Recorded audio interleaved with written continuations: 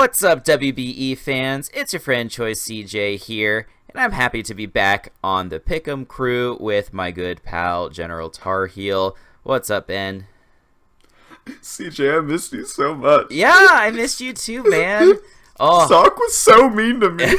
Sock's a bully. What can we say? It, man. No, I'm kidding. Sock was great, but it's really great to have you back, CJ. Yeah, I'm happy to be back and analyzing these games with you all. WBE action has been crazy the last couple of weeks. We've got teams really cementing themselves as contenders this season. Lots of great battles and great sets and everything like that. Yes, and of course, big thanks to Sock for stepping up and filling in my absence. Big thanks to Ben for taking over a lot of editing duties while I was gone. So definitely grateful for that. But yeah, Ben, definitely missed you and definitely missed these games. And I'm ready to hop into it if you are. Dude, you missed some crazy games. Let me just say that real quick because I got to talk about some of these games from last week. First of all of the analysts decided to go with the South Texas SABLEYES last week. And the New York Marauders pulled through with a 1-0 victory, leaving all the analysts in shock, and that was an amazing upset for the week. It threw a lot of people off, along with the Seattle SEAKINGS getting a dub over the Sin City Scissors. Threw off a lot of analysts as well. And a majority of analysts actually decided to go with the San Diego Chargers. And the Florida Gators decided to pull through with that game. So a lot of upsets, honestly. I wasn't surprised because a lot of the matchups last week were going to be very close matches for sure. And when it came down to it, the number one analyst from last week came out to be Uzi with 11-3 record, which was very good. Most analysts averaging around 9 or so from last week for when it comes to wins. And the overall score leaders right now are Uzi and I tied at 55-15 with a 5-0 lock. So still doing pretty good. Make sure to keep track of how you're doing at home and let us know down in the comments section. Yeah, it seemed like this was probably the worst week overall for picks. We even had, I think, our first time an analyst going sub 500. In picks, with JB Westside unfortunately coming up with 6 and 8. But let's hope that we can all turn it around going into week number 6. And before we do get into the picks, do just want to give a special mention and special shout out to our 2 brand new coaches. We unfortunately had to have a couple of drops. Sacred dropped out, as well as the Heated Mo. And their 2 teams have now been taken over by the UZIGUNNER and his Bullet Punch Club. The other new team is the Nijmegen Nuzleafs, coached by Automatic. You may know Automatic for being responsible for the DraftLeague.nl website. Very happy to be welcoming those 2 guys into the WBE. I know both of them personally very well. Great people, great battlers. I've battled both of them multiple times. So looking to see if they make some noise this season. And without further ado, let's now hop into the games and the analysis. So kicking things off, we're going to be looking at a match between the Bristol City BLAZIKENS, coached by GameBoyLuke, and the Miami Dolphins, coached by Kyle A. So it's funny, like, the Rain matchup here isn't that amazing, just because Tentacruel and Primarina both check Rain pretty well. But Victory Bell in Sun can potentially do pretty well, having some super effective coverage for Primarina, or 2 super effective coverage moves. Tentacruel is still a little bit of a problem, but it does do better versus that than something like Kingdra versus Tentacruel. So that's pretty good. I actually think that Heliolisk, with its solar power boosts, could be the biggest threat in the Sun. Especially if like a Choice Scarf or something like that in order to outspeed Aerodactyl. Just like a Scarf set with T-Bolt, HP Ice, Focus Blast, U-Turn could be really good. On Luke's side, I think the scariest thing overall is Aerodactyl. Just like a Edgequake set with like Roost plus Taunt or Roost plus Toxic could be really good. But I don't know if he's going to bring that set, just because the risk of Rain just makes Aerodactyl much harder to want to bring. Right, because like Pelipper being able to hit it with water moves, Kingdra being able to hit it with water moves could definitely be problematic. So even though there's some good things in Kyle A's favor here, the fact that I think Arrow, the biggest threat, might get benched, I'm still going to be going in favor of Luke. Luke's been having a little bit more of a successful season than Kyle A, unfortunately. What do you think about this matchup? Which way are you leaning? I have to go with GameBoyLuke here. He's been doing a lot better this season compared to the Miami Dolphins. Even though they never lost, they still haven't picked up a win this season either. So when it comes down to it, I really just had to go with Luke. He's been doing pretty well with his team. I'm still not the biggest fan of it, but he's been working around it very well, and you just have to give it to him for that. And when it came down to it, it looks like the rest of the analysts also picked up Luke. Yeah. Oh, one other thing I wanted to mention. This is another matchup with no dark type, so watch out for setup Necrozma.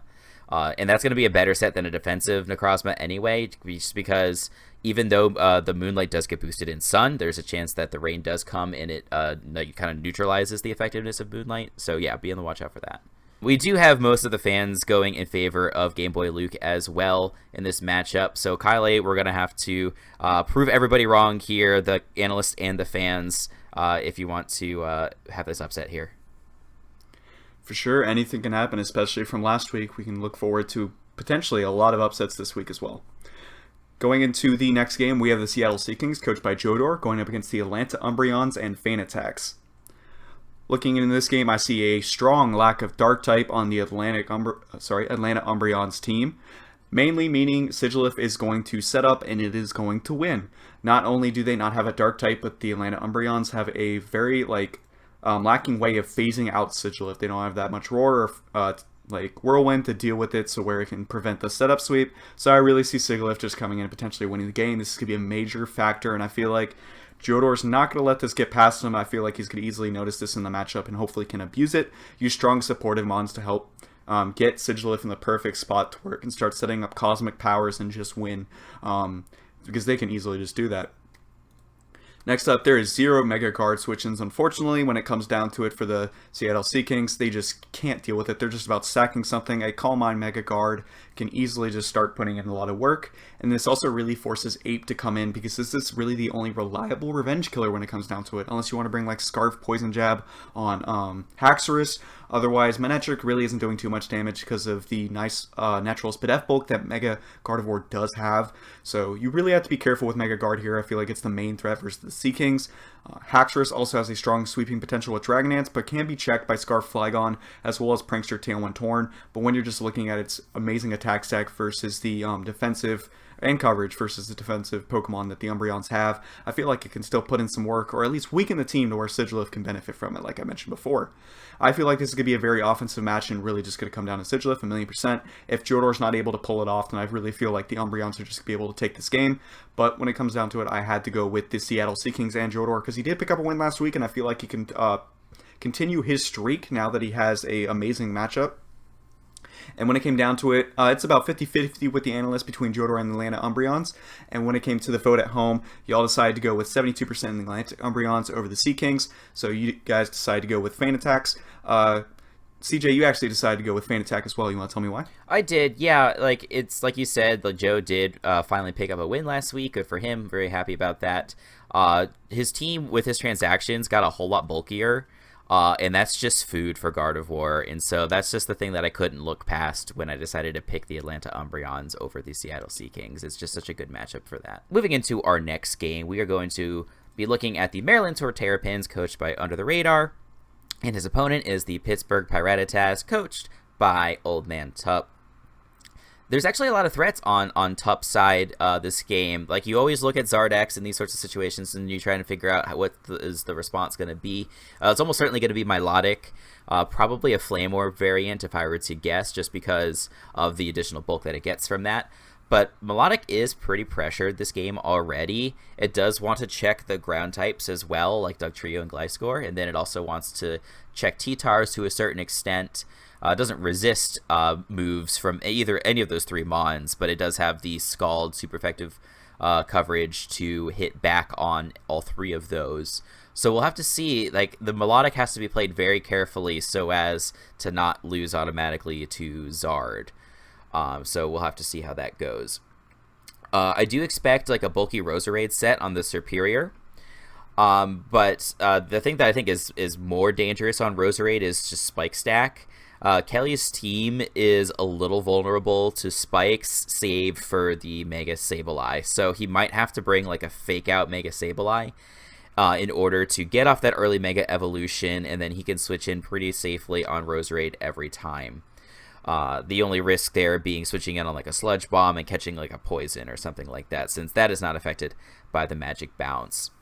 But yeah, otherwise I do like a bulky Roserade set just for general like defensive utility versus superior Milotic, things like that.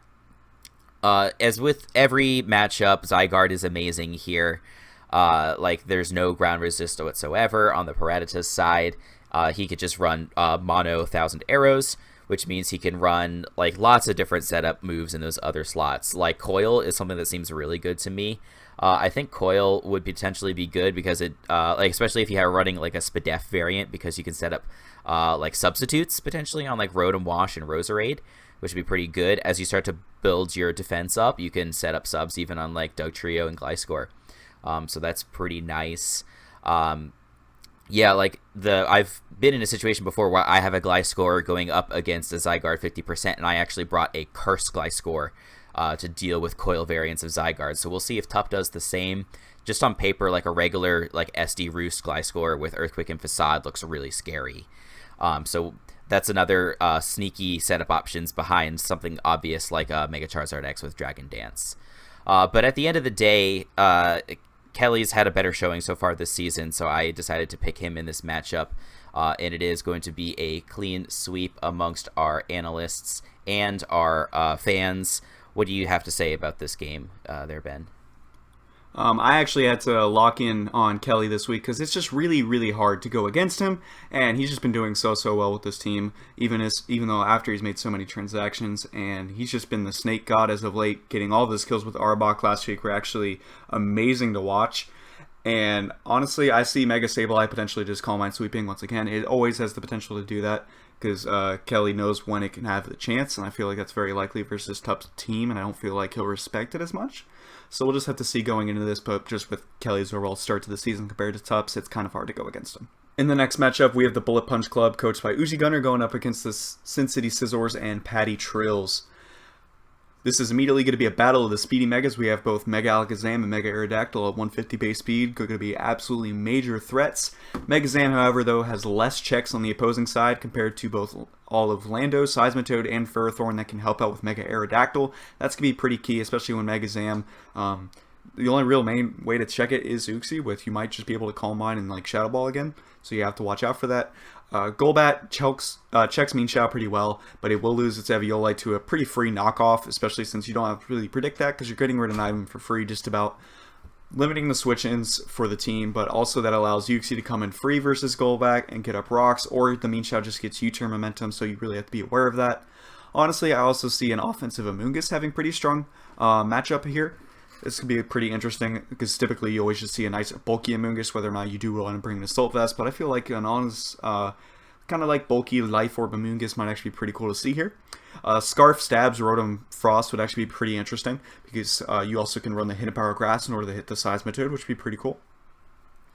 And last but not least, I feel like I have to go with the overall newcomer and UZIGUNNER right here. I feel like he has the matchup and he can just pull through better versus Sensory Scissors here, even though Patty Trills has been doing pretty well. And when it came down to it, a majority of the analysts are pulling for the Bullet Punch Club, except for Crystal Key and Aaron2420 actually going for the Sin City Scissors, while you guys at home decided to vote for the Sin City Scissors and Patty Trills, 57% to 43, so that's actually a pretty close vote there. Yeah, for me, like, I'm voting for Uzi just mainly on like his reputation and his battling skill. Obviously, the team that he took over hasn't had a tremendous amount of success in this league. He did make some transactions to make it hopefully a little bit better. I'm a little bit scared by the fact that there's still no Dark type, so you just look at that Mega Zam on Patty Trill's side, and you think it's going to be pretty devastating versus Uzi's team. But he has some ways to counter that potentially with, like you're saying, you know, Scarfers and things like that. But yeah, I'm going to go in favor of Uzi, and I'm actually going to be locking him just based on my confidence in his battling skill. In our next game, we've got a pretty exciting matchup between the Florida Gators, coached by ITZGATOR, and the Durham Druddigons, coached by 6-Foot Hacks.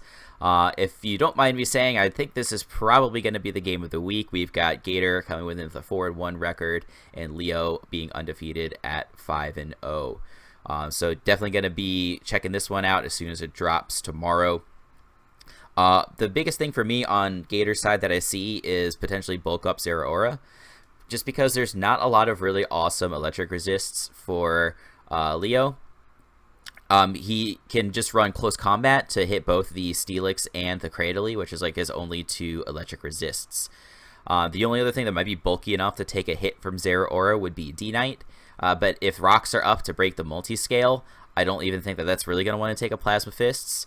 And you could always just run HP Ice in order to deal with that. If he didn't want to run that, he could run like a Z Plasma Fists, and then that leaves his last move slot open for utility moves such as Knock Off or Volt Switch or something like that. GATR does have some decent LOP responses. I like Celebi, Heracross, and Garbodor all as pretty good like switch-ins to a standard Lopunny set. So I think that Leo should try and mix it up and run Baton Pass. He could just run Dry Pass on his Lopunny, or he could run something cheeky like Sub Pass, Power Up Punch Pass, or even Cosmic Power, because that could definitely catch GATR off guard. That might be the better way to go, rather than just a standard sort of brain dead click return high jump kick Lopunny. I say that out of affection. Lopunny is one of my favorite Pokemon and has probably my highest kill getter amongst different leagues that I've been in, but I digress.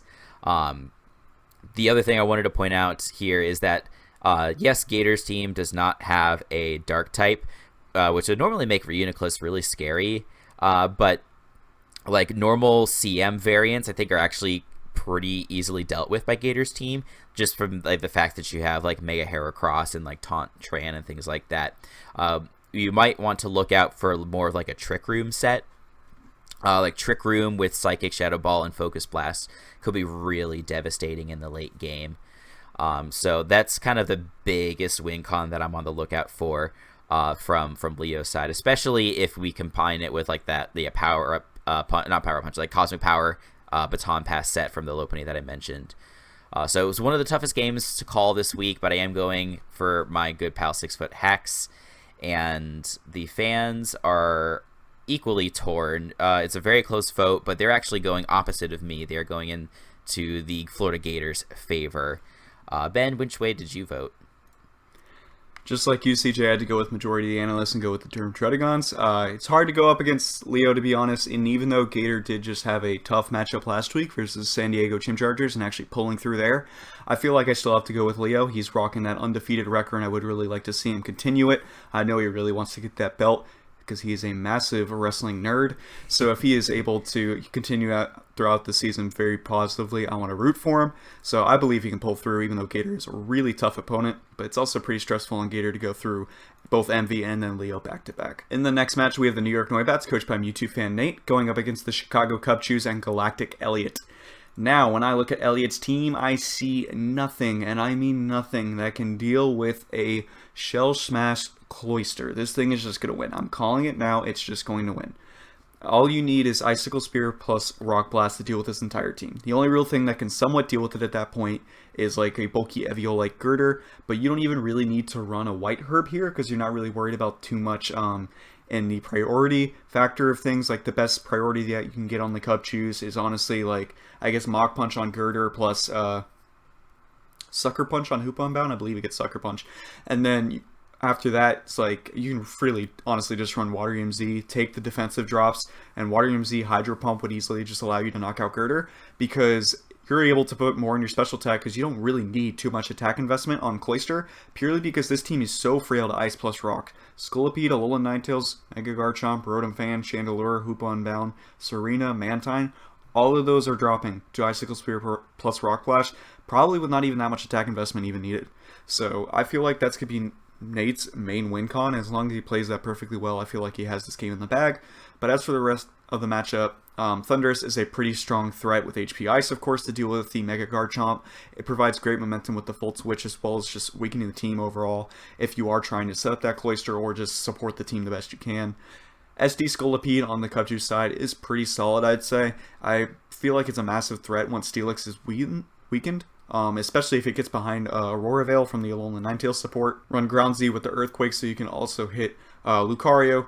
Even though you don't really need a Z move for that, you just need to run Earthquake over Aqua Tail. Just, I feel like for the coverage, Scolipede can definitely do it though. So I feel like this match is going to come down to who can sweep who first. Even though there are other Pokemon that really point out to me, when I just look at that Cloyster, I feel like there's no other way to go around this game. So keeping that in mind for the analysts, I decided to go with the New York NOIBATs this week. Majority of the analysts actually deciding to go with the Chicago Cub Chews, only me and 2 other analysts, and Jacob as always and Chris Selke actually pulling for the NOIBATs, while you guys at home decided to vote for the Chicago Cub Chews, 72% in favor of Galactic Elliott for this week. CJ, what's your take on it? Yeah, I see what you're saying about the Cloyster being scary. For me, like, mostly the vote is based on the showing of each coach up to this point in this season. Not that Nate's had poor showing. He's had some really cool sets, like work up a Tom past Sylveon and things like that in earlier weeks. But yeah, just the overall body of work would suggest that it favors Elliott.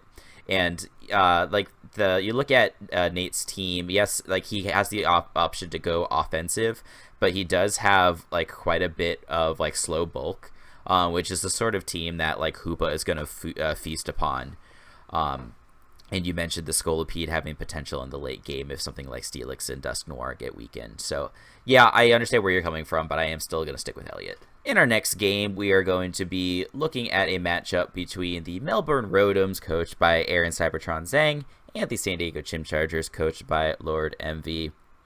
So call me crazy here, but I actually really like the viability of a Belly Drum Sap Sipper, the Azumarill, potentially with HP Fire, and then like Aqua Jet plus Play Rough. Yeah, it seems like a weird set, but really the only thing that like threatens Azumarill is going to be Kartana.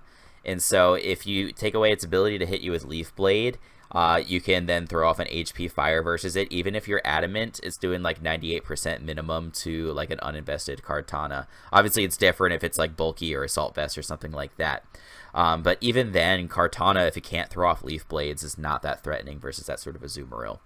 The only Pokemon that might be problematic would be the Mega Slowbro in that case. It still does two-shot it with Play Rough. But yeah, Slowbro can maybe throw off a Scald Burn versus it, or a T-Wave or something that would be annoying versus the Azumarill in that case. In a normal match, I would say like that it would be easy for Envy to pressure something like Slowbro with Victini. But Aaron has one of the most Victini-proof teams that I think I've ever seen, with like the Miltank, Rotom Heat, Marowak, Guzzlord, and even to a lesser extent Mamoswine, all being able to somehow check variants of Victini. Like, yes, Victini does get coverage for all those Pokemon in different ways, like probably like with a U-turn plus a Fire Move plus Focus Blast, plus like Dazzling Gleam or something like that. It can hit all those Pokemon relatively well. Maybe goes with like a Psychic move over Dazzling Gleam, or like an Electric move over Dazzling Gleam to hit the Slowbro hardest. But yeah, so Slowbro isn't necessarily forced to switch into Victini every time, so he might have to find a different way to pressure the Slowbro, but luckily he does have stab super effective options between Sceptile, Drapion, Rotom, and Heracross. If I'm in Aaron's position, I think that a Calm Mind Wrist Talk Slowbro is going to be the best way to win. Just run Mono Scald, because nothing on Envy's team really appreciates Scald. Doesn't have any Pokemon with Water Absorb or anything like that. And Ditto doesn't really beat like a Calm Mind Rest Talk Slowbro. You can't trace the stats and really win. SD Adamant Life Orb Lycanroc is okay. It just needs some chip on a lot of the members of the team. And then Ditto can trace that and be a little bit annoying. So I don't think that one's as good, but it's kind of the next best thing that I can see. So yeah, I think that the Chimchargers have more options here. I'm going to be picking them in this game. The fans are also going to be going in favor of MV. Ben, I believe you are going in favor of MV as well. Yeah, it's kind of hard to go against Envy because he's been doing so well this season. Even though he did lose to Gator last week, I feel like he's going to be able to pull through fine versus the Rotoms this week.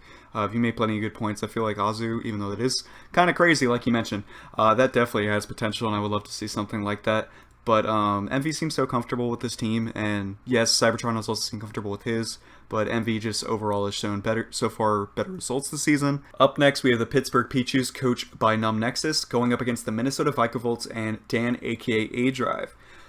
Looking into this one, yes, Dan is still undefeated, and that is very scary, but looking at it, there's a few things that the Pichus can do. First of all, I look at Assault Vest Goodra. That's pretty helpful in this matchup, mainly for Pokemon such as Mega Mane, which I feel like majority of his team actually struggles with, between Hidden Power Grass, the electric coverage, and then Heat Wave. That helps you deal with the Tangrowth and the Doublade with the Heat Wave, and then of course your electric coverage, and you have Hidden Power Grass for the Swampert.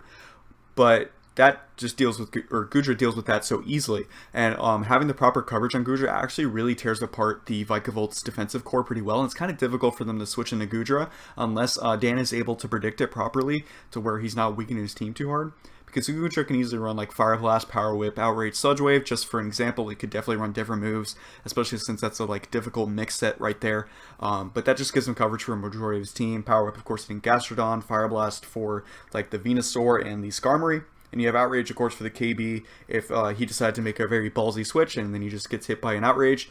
Sludge Wave, of course, also helps him with the Florges. Even though Florges is going to take that decently well, it can kind of basically just heal up versus the Goodra after threatening it out. Just being able to get off some necessary chip against the Florges if it's not able to heal up would be very important for the team. Kieran Black, though, for the Minnesota Vikavolt, always tough for his opponents to switch in on it.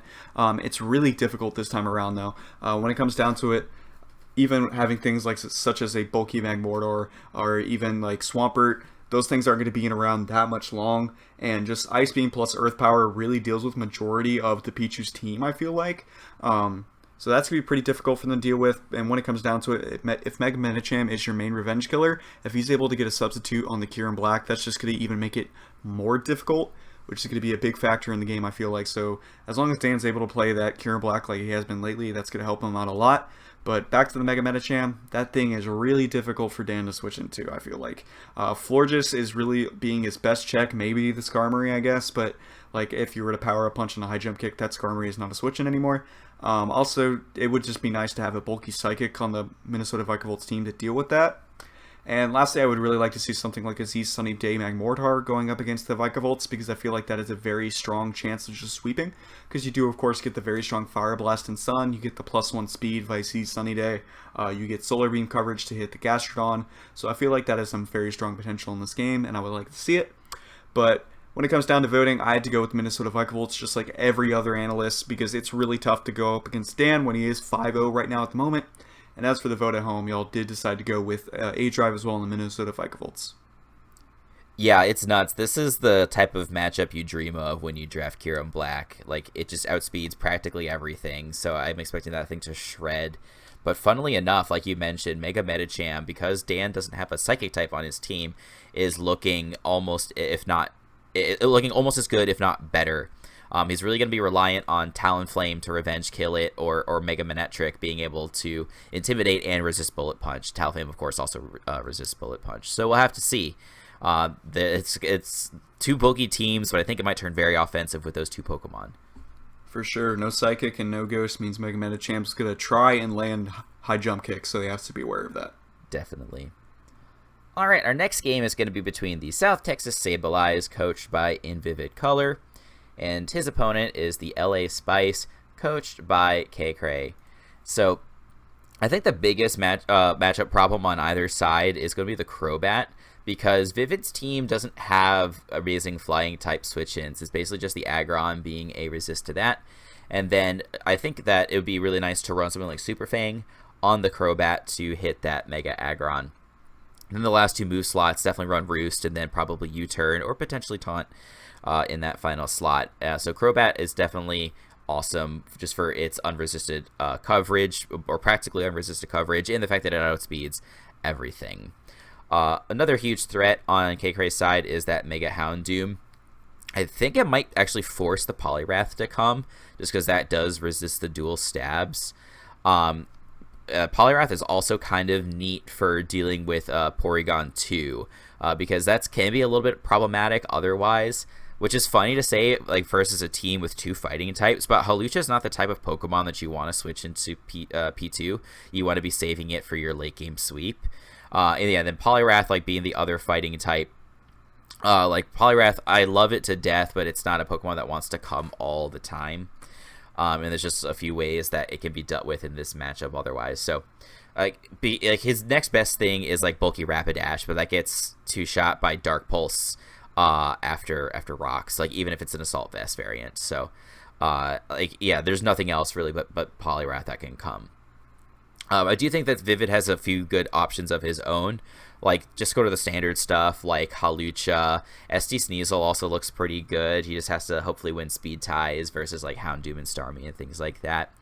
A sleeper option, and I know my good pal UZIGUNNER will appreciate this, is Rock Polish Mega Aggron. Just with, like, Heavy Slam plus EQ should do pretty good work versus the team. I think, like, because the Mimikyu is there on the LA Spice, he's going to have to bring a couple of these different variants of setup mons in order to break the disguise on that, and that'll pave the way for something else in the late game. If he only brings, like, one setup sweeper, that Mimikyu is going to be able to be a safety net in that situation. All those mons that I mentioned is pretty good setup sweepers as well. I like them all because they don't die to Sucker Punch from Mawile. So, like, something like a setup Mew could potentially be scary, like Nasty Plot 3 attacks, like with Earth Power and Vacuum Wave, but Mawile shuts that down pretty well. So, in terms of the match result, I am going to go in favor of the South Texas Sableyes, although I was very conflicted on which direction I wanted to go for this game. A lot of the analysts went in that direction as well, and the fans are going to be voting in favor of Vivid too. Any thoughts on this game, Ben? Nothing too much. I really just had to go with Vivid here. I do like his matchup and his overall, even though he's been kind of slacking in the performance this season, actually, I feel like Vivid is still a very reliable coach when it comes down to it. He's had some unfortunate things so far happen in his previous games, but I feel like he can bounce back, especially from last week, and do pretty well versus the Spice this week. In the next match, we have the Newcastle NIDOKINGS, coached by PATTERRZ, going up against the Nuzleafs, coached by Automatic. Looking into this match, we have a Venomoth that just wants to win. It comes down to that. PATTERRZ did say he drafted Venomoth so he wouldn't get 6-0'd by it, so he might just try to use Venomoth this week and 6-0 the Nuzleafs. I feel like it has a very strong matchup going up against the team.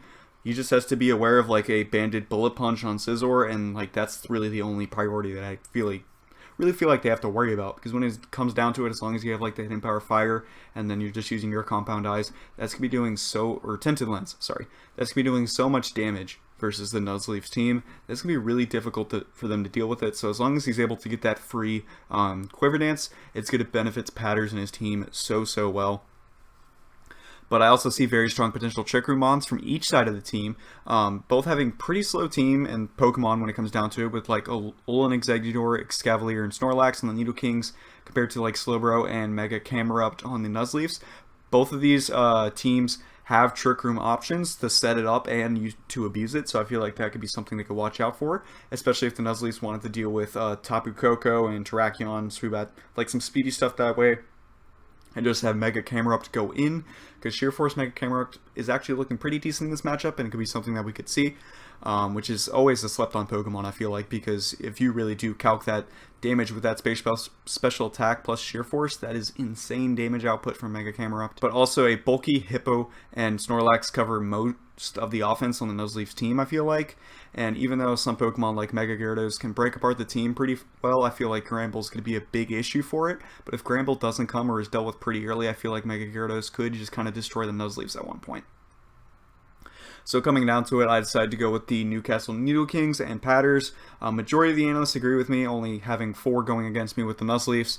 And when it came down to the vote at home, y'all did 71% with the Newcastle NIDOKINGS and PATTERRZ. Yeah, I'm one of the few oddballs that's going against PATTERRZ, which is too bad because PATTERRZ is definitely one of my favorite coaches in the league. But I felt like I had to go in favor of Otto. It's a little bit of a homer pick, but Otto, like I said, is a buddy of mine. We've known each other for quite a while, and I think he's going to bring some good level of competition to this league. Otto's taken like a pretty interesting approach to reconstructing his team. It's kind of like in the NBA where you have like your couple of supermax players with all on like $40 million a year contracts, and then everybody else is league minimum. So he's got like the Volibee and the Tangela as like bare minimum point mons, which like actually have some value, interestingly, plus the Mega Camel, which probably gives him some extra points. And then he's studded up his lineup with like Lottie and Scizor and Koba and things like that. I think it's a cool strategy, and I'm eager to see if it's going to work out for him. So we'll go into our next game now. This is going to be between the Milwaukee BEWEARS, coached by WOLFEYGLICK, and his opponent is the New York Marauders, coached by Mr. Talent, aka Drew. This is a really cool game. There's a couple of mons on Wolfie's side that really stand out to me, namely Mega Blastoise. It just hits so hard versus everything on his team. And he doesn't have amazing options to, like, revenge kill it, so to speak. Like, he doesn't have an electric type, or, sorry, he has an electric type, but it's Stunfisk, and it's outsped by Blastoise. It can hit it really hard with a super effective water move. And then the other Pokemon that can resist, like, Blastoise stab moves is Gourgeist, which is also most likely going to be outsped by Blastoise. Depends on what variant of Gourgeist he brings, of course. But then Blastoise can just hit that thing up very hard with Dark Pulse. Lottie is another option, too, for resisting. I guess that's kind of the only thing that can otherwise switch into the water move. That and Empoleon, but again, there's super effective coverage moves that Blastoise has for both of those Mons, Dark Pulse and Aura Sphere, respectively. And neither Latias nor Empoleon have a way to hit it with stab super effective moves anyway. I don't even think Empoleon gets any, like, super effective coverage. Maybe it gets a Grass Knot. I think it does, but it's not going to hit that hard. And Lottie does have the T-Bolt, but I bet that Blastoise can take one T-Bolt from Lottie. So yeah, that's a long way of saying I think it has a very good matchup. I like Torn as well. Torn doesn't need to run a lot of attacking moves to be effective this week. Basically just Hurricane and HP Ground. That leaves it the option to run, like, Taunt in another move slot to beat Empoleon, Gourgeist, and Mega Audino. And then the last move could be U-Turn for Momentum. Sand is kind of weird in this matchup because it's fairly good versus, like, 8 of the 10 members on the team, but it's not as amazing versus, like, Buzzwole and Gourgeist. I wonder if Drew's going to bust out some more heat, and he's going to bring, like, SD with Z Fly for, not Z Fly, but, like, Flyinium Z with an Aerial Ace to try and hit, like, Buzzwole and Gourgeist hardest. If he does choose to do that, it's a little bit hard to decide if he's going to go with, like, Z Iron Head, or it's not Z, like, regular Iron Head, or Rock Slide in the last slot. Like, Iron Head hits things like Lottie hardest, but Rock Slide hits Gyarados hardest, so we'll have to see. On the Marauder side, I think just like a basic Calm Mind Lottie looks like the best threat. Mandibuzz is kind of the most problematic Pokemon in that situation. Like, you could just probably go with, like, Psychic plus maybe, like, Surf coverage. Surf allows it to hit Excadrill really hard while giving, like, neutral coverage versus Mandibuzz and Duosion. But maybe you forgo that and you go with, like, Surf T-Bolt, which is kind of like a weird combination of moves, but it allows it to beat Mandibuzz more easily, and everything else it can just kind of boost up on. The only exception kind of being, like, the Taunt Torn Z and maybe, like, a Gengar with enough speed to outspeed Lottie before it gets tons of boosts. So we'll see, like, maybe 3 attacks with Calm Mind is the best way to go, so you can get Surf, T-Bolt, and Psychic. So we'll see. I'm still going in favor of Wolfie despite the potential for a good Lottie set there. And I think that the analysts are also going to be favoring them unanimously. Sorry, Drew, nothing against you, no hard feelings. Even the fans are feeling that way. So any other comments on this match, Ben? I think you pretty much said it all, and even though Drew has performed well and he did pick up that nice upset last week, according to the analysts at least, it was an upset versus the South Texas Sableyes. Wolfie is just very, very difficult to vote against, in all honesty, and he's been performing very well this season with his team, apart from last week where he did get 6-0 by Joey, but I mean, who hasn't been there when they've been 6-0 by Joey, so it's okay. For the next match, we have the Milwaukee SAWSBUCKS, coached by Magnitude, going up against the Free State Torracats, coached by Duncan Can't Die. We have Mega T-Tar limiting Mega Swampert's Rain, which is so massive. Mega T-Tar outspeeds Mega Swampert by 1 point. So as long as you do max speed, timid / jolly, or even like, as long as it's a speed boosting nature, Mega Tyranitar, you're able to get rid of the rain and you automatically outspeed Mega Swampert, and that's going to be very important because that prevents Swampert from just doing the Swampert things and being very annoying in the rain. Enough said when it comes down to it. So the effects of weather are going to be a big important factor in this match, as long as Magnitude does bring his rain and he is trying to abuse it, which I feel like he can do pretty well with Swampert, considering they don't have the best switching on the Torracats. It would be Lurantis or Araquanid, which I guess if you want to bring it down to it, I feel like Stabs and of course Waterfall and Earthquake would be really helpful. And then as for third and fourth move, Ice Punch and Rock Slide would give you the coverage for both of those. But I would also really like to see like a Power Punch to help to make sure you can like freely set up on something very passive like Pharaoh Seed, if that was an option for them to bring it. So it's just something you got to watch out for the coverage on Mega Swampert, because it is limited to 4 move slot syndrome in this game, I feel like, because of the bulk that the Torracats do have. But as for the bulk on the SAWSBUCKS, a defensive chestnut is going to be kind of forced here to check both Zydog and Mega Tyranitar. That's going to be very important to deal with those two. Dealing with a lot of the ground and rock spam from those two is going to be pretty helpful. Of course, that's a free drain punch on that team for sure. Also allows you to have the bulletproof to stop a choice lock shadow ball. Blacephalon being pretty annoying, so you have to be aware of that if you're Duncan, because you can't just lock yourself freely into that. Even though you do have the fire coverage to check the chestnut, you just can't freely click shadow ball. Thunderous also has a nice strong offensive presence while being an important check to circuitry, because a Z Hypnosis circuitry is going to be very dangerous once rain is gone. Swampert is the main way of dealing with it, but once you're able to run your electric type coverage and then have something to deal with Thunderous, I don't know exactly what you want to do to hit Thunderous, but apart from that, you're dealing with the team pretty well, especially if you wanted to just run Hindenburg Flying for Chestnut. And you could run Grass Knot if you really wanted to, but I feel like Circuitry is really only going to benefit from trying to win as long as Swampert's gone. So I feel like there's no real point in bringing Grass Knot. It might be helpful just to bring other necessary moves, especially if you wanted to opt for that Z Hypnosis set. So when it came down to it, I had to go with the Free State Torracats. Every analyst actually agreeing with me here and going with Duncan Can't Die, Free Queen Sweep. And for the fans at home, y'all decided to go with 68% in the Free State Torracats' favor. So we have a unanimous decision for Duncan this week. Yeah, that's a really good analysis, Ben. I don't really have anything to add. Duncan, for me, has been a pleasant surprise this season. He's got a positive record right now, above 500. Let's see if he can carry it forward through the SAWSBUCKS this week. My final game that I'll be analyzing this week is going to be between the Tennessee Trubbish and it's coached by Deathly I Am. His opponent is the Bronze Paratics, coached by Joey Pokieaim. There is more to this matchup than just the record. I'll come out in advance and say I am picking Joey in this game, and all of the analysts are as well, and so are the fans. And I feel bad for saying that because Tyler's a cool guy. I had a good time interviewing him. So to see everyone picking against him, makes me sad a little bit. But I don't think it's all that bad in this matchup. I don't think it's a cakewalk by any means for Joey. Beedrill and Greninja are both very big threats here, just because they outspeed the entirety of the Beartix team, and can just really apply lots of pressure with their stab moves. They're both a little bit annoyed by Pex, is kind of the main thing. But there's other ways to deal with that. He does have Rotom for super effective options, Gardevoir. Celesteela can sub up on Toxapex. Not that it can beat Toxapex 1v1, but Toxapex also can't break a sub-seed Celesteela. So that's something worth bringing into mind. So yeah, those two Mons being able to outspeed everything Beedrill and Greninja is very scary. Gardevoir, unfortunately, it doesn't have the extra speed of its Mega counterpart, which would make it even scarier in this matchup. Because it is slower than something like Crocodile, there are still some ways to potentially revenge kill Gardevoir. But a simple Calm Mindset with dual stabs and Shadow Ball to hit Bronzong could be very effective here. It's just really that Crocodile with a fast Earthquake, and then something like Poison Jab on Gallade is going to be able to deal with that Gardevoir. But you might not run a max speed Crocodile. Defensive variants of Crocodile are pretty nice.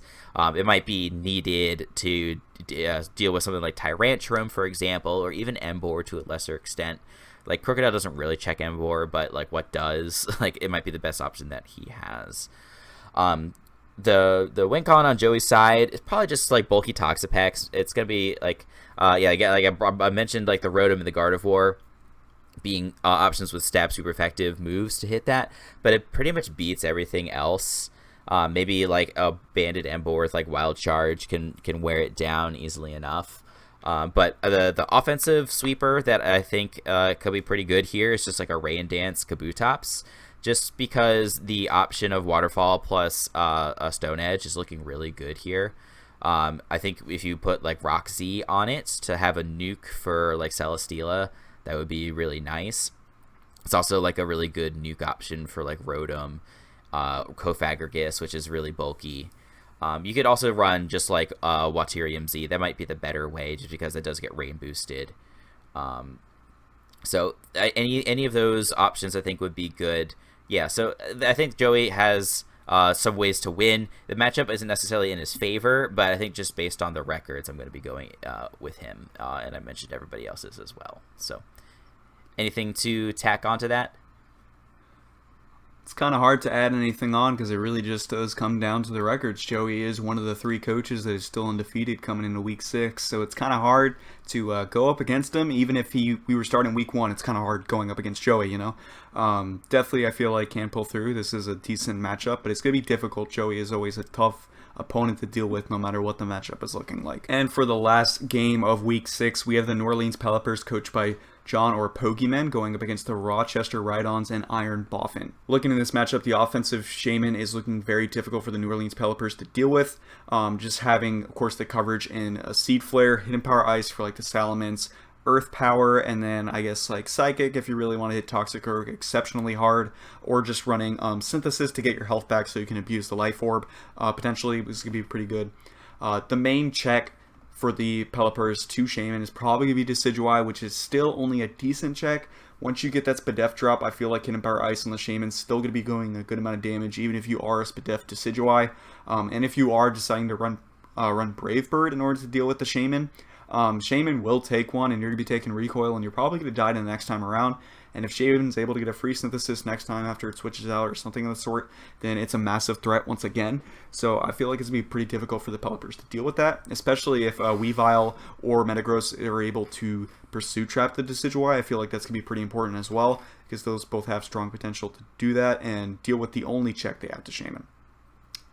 But a Life Orb Special Offensive Toxic, I feel like can put in a decent amount of work as well for the New Orleans Pelicans. When it comes down to it, Sludge Wave does just a lot of damage to the Rochester Rhydons team. Of course, you have the immunity Metagross, but Toxic Orb does get that really nice Dark Pulse coverage. You can run like Hidden Power Grass if you wanted to for Rhydon or something of the sort, but I really feel like they're never going to have a chance to get up a nasty plot versus the Rhydons. You're really just going to have to click moves and deal with it, which is kind of unfortunate because Toxic really would like the benefit with that +2 to where it can like freely just click Vacuum Wave if you like weaken things like Jolteon and Staraptor. That would easily blow back Weavile, of course, and everything like that. But you're really not going to be able to set up like at all versus the Rhydons, I feel like. Jolteon can run Extra Sensory if it wants to. It's already do a whole bunch of damage in the first place. Weavile you might actually be able to set up on if you really want to. Staraptor is going to blow you back. Shaman has Psychic. Suicune could have Extra Sensory or Roar. Mega Altaria can easily run Earthquake. Blaziken, if you're running Dry Skin to help potentially set up on Suicune, you're going to get blown back by Flare Blitz. Metagross is a Psychic type move. Rhydon clicks Earthquake. Spiritomb does whatever it wants. Honestly, it's going to take a hit. I'm pretty sure it gets Psychic coverage. So just all of that right out of the gate, that's really difficult for Toxicroak just to like set up. So it might just want to click moves. Even though it can just potentially win if it sets up, I really, really doubt the Rhydons are going to give a chance for that to happen just with the amazing coverage they have. But Calm Mind Mega Diancie might be able to also do a little bit of work for the Pelicans. They do just have to be aware of course, the Bullet Punch on Metagross. Easily might be able just to deal with Metagross while they're trapping that with a Magnet Rise Magneton could be pretty helpful. There's also a Metal Claw Weavile, which you have to look out for because that, of course, always gets the outspeed on Mega Diancie, and that's easily the perfect steel coverage to knock that out. But otherwise, Calm Mind is kind of free versus the Rhydons, especially since they have a decent amount of special attackers compared to physical. So I feel like Diancie can benefit from that and pick up a decent amount of KOs. But when it came down to it, I had to vote for the New Orleans Pelicans, and majority of the analysts agreeing with me here. The only two deciding to go with the Rhydons were Chris Cobain and ITZGATOR deciding to go with Boffin this week. But as for you guys at home, you decided to vote for 81% in favor of the New Orleans Pelicans and Pokemon. Yeah, it's tough because I think, you're bringing up a lot of good points for why the Rhydons have a decent matchup here. They've got good checks to a lot of the threats that Pokemon has. But I'm not going to be picking against John here. I think just the team records are going to suggest that he's favored here. I do hope that Boffin can pull off an upset here, though. It'd be great for him to continue to turn his season around. So that, ladies and gentlemen, is going to wrap up our Week 6 analysis of the WBE. It's crazy to think that after next week, we're going to be more than halfway through this WBE regular season. We hope you guys have enjoyed all the content so far, and you are looking forward to all of the games yet to come. Let us know down in the description below what are your favorite games this week. Make sure that you follow the WBE Twitter to get up to date for all of these different polls so you can vote each week. Ben, anything else you want to say or plug for the channel this week? Well, I got to do the plugs like normal. Guys, remember, if you do love to support your teams and your coaches out there, you can buy a shirt down in the description, get a logo of your favorite team on there, or the WBE logo to represent. We would really appreciate it. Y'all are going to look great in a shirt, 1,000,000%. Tweet WBE a picture if you picked up one of the shirts, actually. We'll try to look for them and retweet them for sure. And also, of course, check down the Pokemon servers down below. Those are really fun and really interesting to look into. But once again, of course, always check out all the coaches. They're really trying their best this season. And like CJ mentioned, we are almost halfway. So that is kind of crazy to think of. And make sure to give some new love to our new coaches in both UZIGUNNER and Automatic one more time. Just wanted to say that. But I think that's going to be it from this week, guys. CJ, do you have any last words? Nope. Thanks for having me back, guys. Definitely looking forward to closing out this season. And yeah, that'll do it for me. Until next week, we'll see you guys later. Deuces.